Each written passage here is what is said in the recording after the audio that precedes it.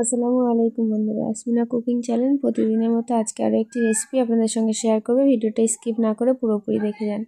আমি আলু আর মটর সিদ্ধ করে নিয়েছি। আজকে আপনাদের সঙ্গে মিনি সমোসা শেয়ার করব। তার জন্য পেঁয়াজ লাল করে নিয়ে আদা রসুনের পেস্ট দিয়ে সেটাও লাল করে নিয়ে হলুদ আর কিছুটা পরিমাণ লঙ্কা গুঁড়ো দিয়ে ভালো করে নেড়ে চেড়ে নেব।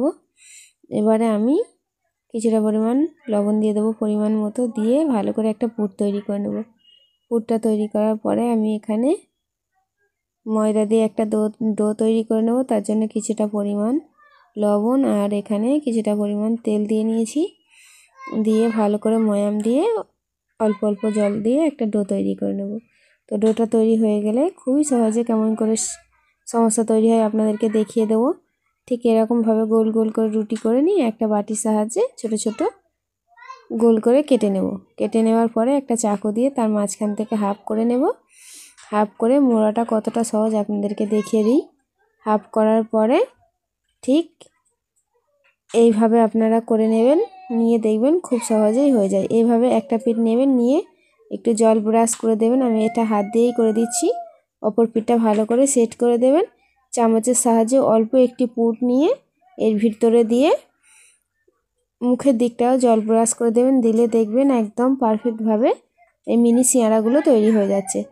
তো ঠিক এইরকমভাবে পুরটা দিয়ে নেবেন, দিয়ে একটু জল ব্রাশ করে দেবো এইদিকে দিলে তাহলে দেখবেন এগুলো আর খুলে আসছে না। তো এইভাবে ঠিক আমি পুরটা তৈরি করে নেব। তো দেখুন বন্ধুরা, ঠিক এরকমভাবে পুর তৈরি করে নেওয়ার পরে আমি সমস্যাগুলো ঠিক এইভাবে মুড়ে নিয়েছি। একদম পারফেক্টভাবে মিনি সমস্যাগুলো হয়ে গেল। একটা একটা করে আমার সমস্যাগুলো তৈরি হয়ে গেছে। এবারে গরম তেলে শুধু ভেজে নিলেই হয়ে যাবে এই মিনি সমস্যাগুলো। এবারে গরম গরম তেলেতে আমি সব কটা দিয়ে একেবারেই ভেজে নেব লাল লাল করে। খুবই সহজে বাড়িতে খুব অল্প উপকরণ দিয়ে তৈরি করা যায়। আপনারা যদি চান তো একটু বাদাম ভেজে দিতে পারেন, তাহলে তো আরও ভালো হয়। তো দেখুন বন্ধুরা, আমার সমস্যাগুলো একদম পারফেক্টভাবে তৈরি হয়ে গিয়েছে। তো বন্ধুরা, এই রেসিপিগুলো খুব সহজ, খুব তাড়াতাড়ি আপনারা বাড়িতে যখন ইচ্ছা খেতে মন চাইবে বানিয়ে খেতে পারেন সসের সঙ্গে বাচ্চাদের, এবং নিজেরা তো চায়ের সঙ্গে খেতেই পারেন। তো বন্ধুরা, ভিডিওটি যদি আপনাদের ভালো লেগে থাকে লাইক, কমেন্ট, শেয়ার এবং অবশ্যই করে আমার চ্যানেলটির পাশে থাকবেন এবং কমেন্ট করতে ভুলবেন না।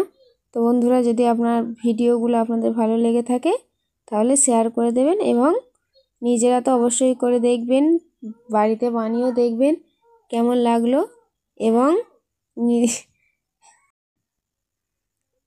একবার হলেও ট্রাই করে দেখবেন। খুব তাড়াতাড়ি এবং খুব সহজেই এই সমস্যাগুলো তৈরি হয়ে যায়। তো ধন্যবাদ বন্ধুরা ভিডিওটি দেখার জন্য।